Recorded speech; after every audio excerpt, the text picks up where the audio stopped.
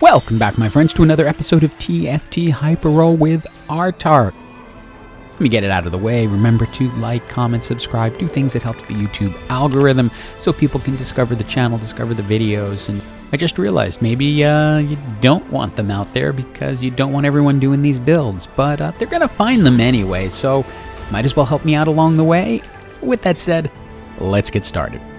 So as I mentioned in my roundup video where I went through the list of builds, A.D.M.I.N has a lot more uses this season than it really did last season. And it's simply because there are so many crisscross abilities with multiple champions who can carry that you're not pigeonholed quite as much as you were last time. And that's because you have Warwick, who is an A.D.M.I.N, and LeBlanc, well, she was an A.D.M.I.N, but really it ended up just playing into sort of the Spell Slinger Heart build.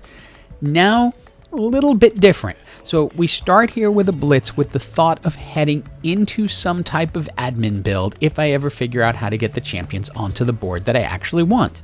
And at this point, I'm just making best team possible, so I put Gangplank back in because he's 2 stars, and then Lee Sin simply because he's a brawler, and that will make Blitz a little stronger with a little extra health. He'll hold up for a long time, and I managed to pick up a second 2-star Blitz, so I'm kind of hopeful that I'll be able to get him up to 3-star gold this game. And I just like to show every fight, but I will put it on hyperspeed because this one just took a while of them just beating on each other because Fiora does not want to go down since they have the Fiora lifesteal hero augment, and Blitz is pretty strong with his extras, but not enough to completely win.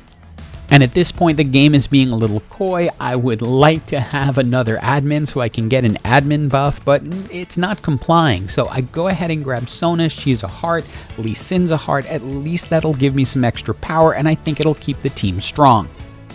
It's time for an item choice, and while I have a duplicator on my bench, it is only for 3 cost and under. So I decide to go ahead and grab a champion duplicator that can be used on higher cost champions, because I'm really hoping to make Warwick the center of the build I have in mind.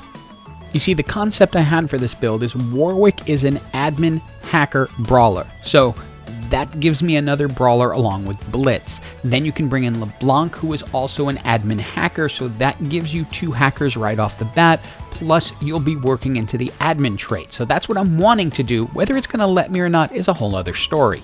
Since this is the PBE, I don't have Gary to turn to, so I wasn't able to get Camille. I had to wait until I got LeBlanc. Then it's a matter of what A.D.M.I.N trait do I want. Ultimately, I decide to go with healing because I think that will keep them up longer, and with the hackers also getting Omnivamp, it's going to be very important.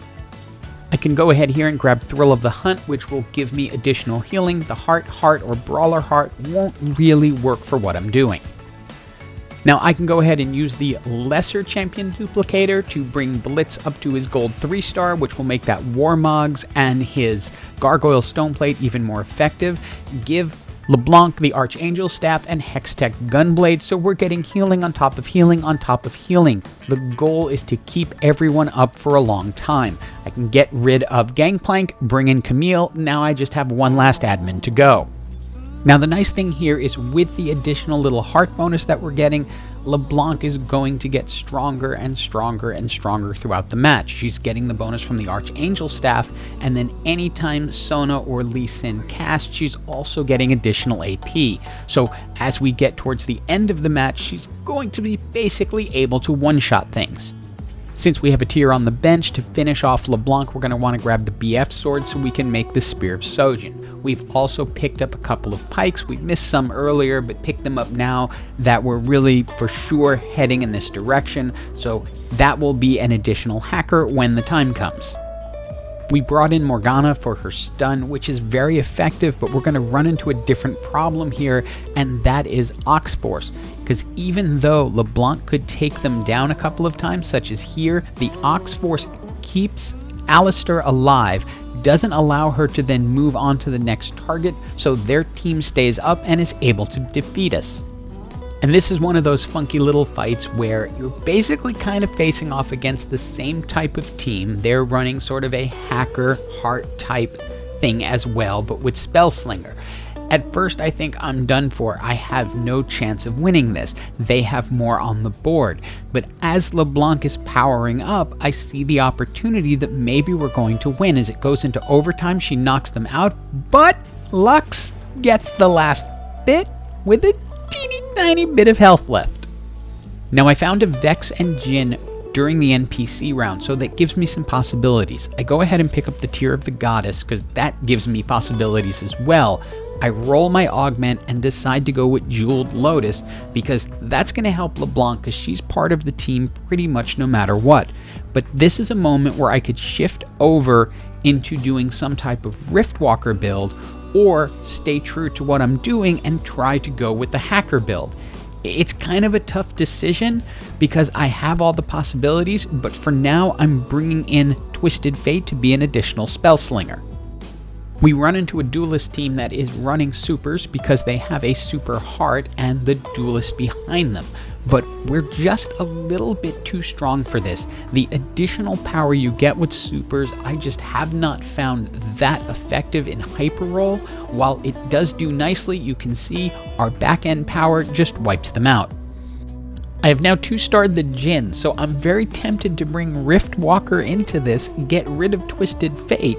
But at the same time, it's hard to make that decision when this is really working and all I need is the Warwick to complete what I'm trying to do. Which way do you go at this point?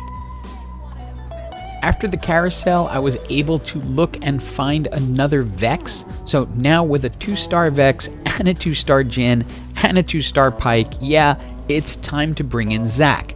And remember, Zac is malleable, so he will become whatever I put him next to. So if I can get the Warwick, he can be an extra hacker too.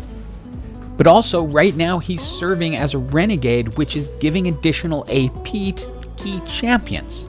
We found our Warwick, and then it's time to make the move. We could go for extra healing with healing 200 health, but I'd rather have the additional ability power so that LeBlanc can get stronger and stronger throughout the match. We can load up Warwick with items, use him as our hacker, and if we need to, we can bring Zac over to be an additional hacker. It'll all depend how these matches go. Now, Warwick has natural Omnivamp as part of his kit, so it's not necessary that I turn Zac into the additional hacker. Having the additional power on Jhin as a Renegade might be better for the long term of this team. You can see, however, that everything is really strong. There's just enough healing to keep them alive and just enough power that we can take people down.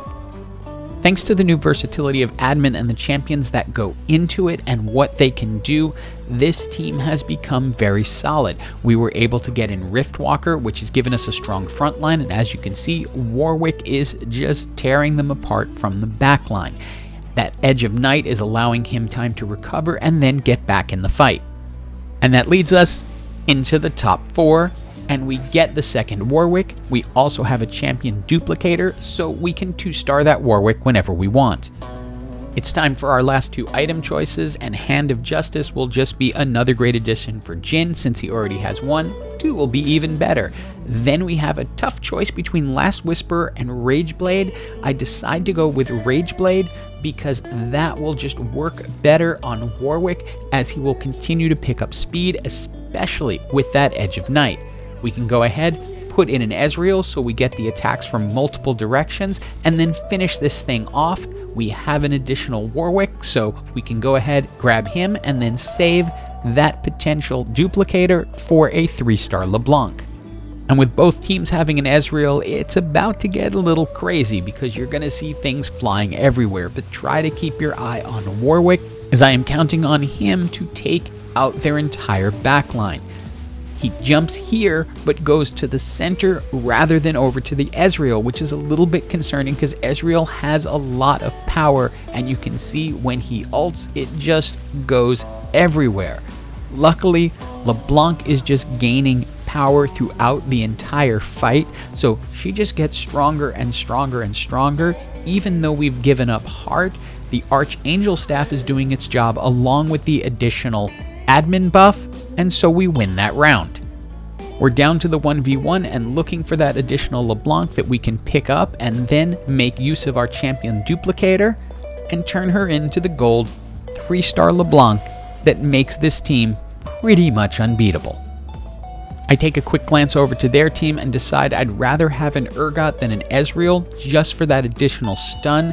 That Lux in the corner is really, really strong and can do a lot of damage.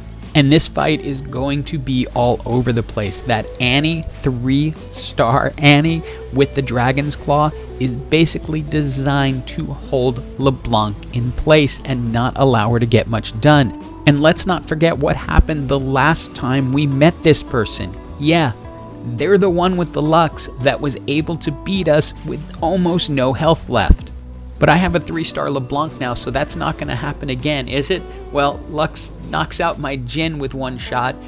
Can LeBlanc hold on just long enough with a little bit of health to finish it off? Yes. And GG to everyone for the victory. Hope you enjoyed this video and this absolutely crazy game. And as always, have an absolutely awesome day.